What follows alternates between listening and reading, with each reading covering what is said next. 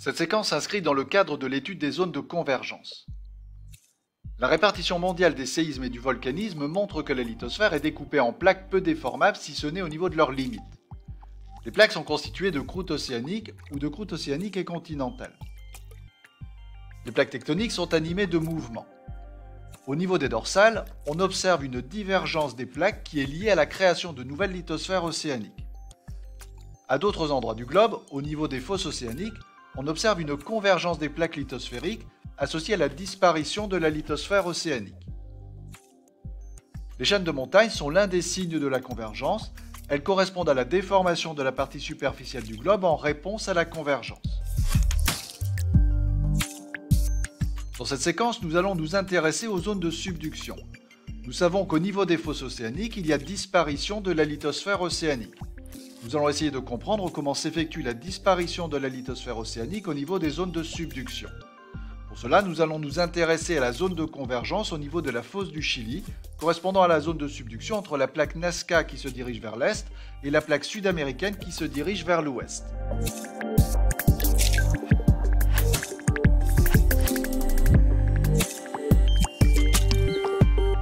Grâce au logiciel Sismologue, on peut étudier les caractéristiques géologiques de cette zone de subduction en affichant les séismes et le volcanisme.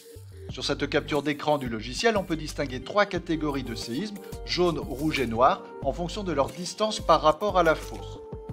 On va alors réaliser une coupe pour observer ce qu'il se passe en profondeur, en positionnant les curseurs 1 et 2 visibles ici. On retrouve sur la coupe géologique les 3 catégories de séismes. Les séismes jaunes proches de la fosse sont peu profonds et à mesure qu'on s'éloigne de la fosse, on constate que les séismes deviennent de plus en plus profonds avec d'abord les séismes rouges puis les séismes noirs. On peut considérer que ces séismes matérialisent le plongement de la lithosphère océanique correspondant ici à la plaque Nazca sous la lithosphère continentale correspondant à l'Amérique du Sud. On reconnaît sur cette coupe en couleur marron les 2 types de croûtes. Celle de faible épaisseur correspond à la croûte océanique de la plaque Nazca et celle d'épaisseur plus importante correspond à la croûte de la lithosphère continentale, en partie constitutive de la plaque Amérique du Sud.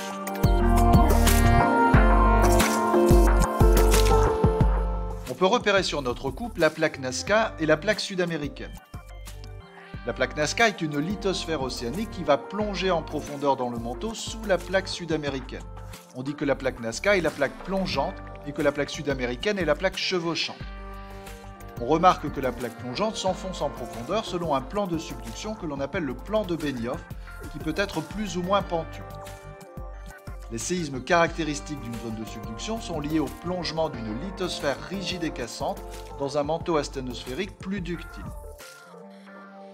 Enfin, on peut repérer sur la plaque chevauchante la présence de chaînes de montagnes correspondant ici à la cordillère des Andes. Ces chaînes de montagnes correspondent à des déformations liées à la convergence des plaques Nazca et sud-américaines l'une vers l'autre.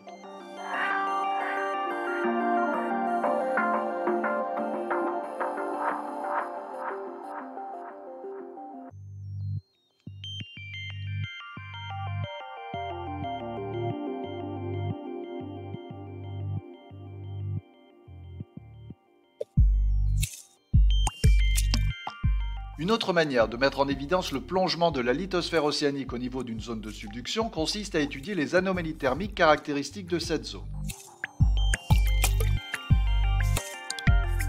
On peut observer dans un premier temps une anomalie thermique positive correspondant au volcanisme présent sur la plaque chevauchante.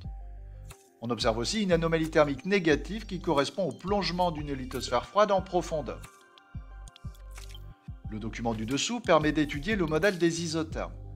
Chaque courbe correspond à une température donnée relevée à une profondeur donnée.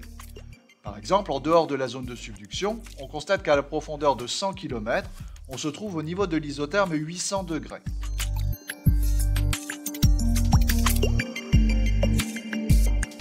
Si on focalise maintenant notre attention sur la zone de subduction, on s'aperçoit d'une modification des isothermes. L'isotherme 800 degrés se situe maintenant à la profondeur de 400 km. Les isothermes matérialisent eux aussi le plongement de la lithosphère océanique dans un manteau plus chaud.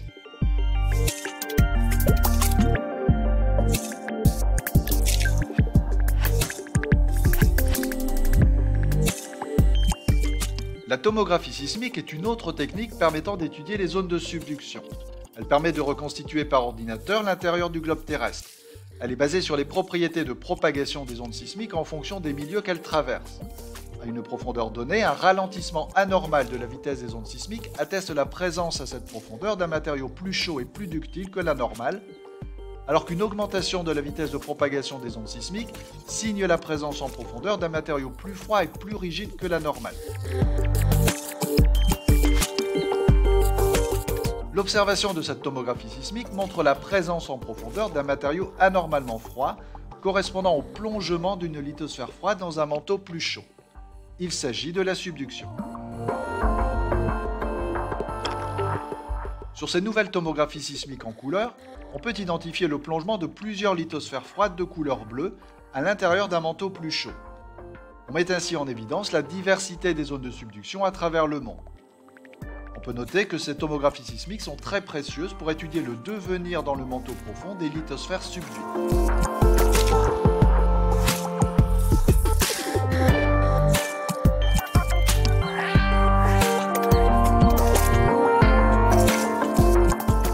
On peut terminer cette séquence en évoquant l'un des principaux moteurs de la subduction, bien que n'étant pas le seul. Il s'agit d'un processus connu sous le nom de subsidence thermique. Lorsque la lithosphère océanique va vieillir et à mesure qu'elle s'éloigne de l'axe de la dorsale, elle va s'épaissir.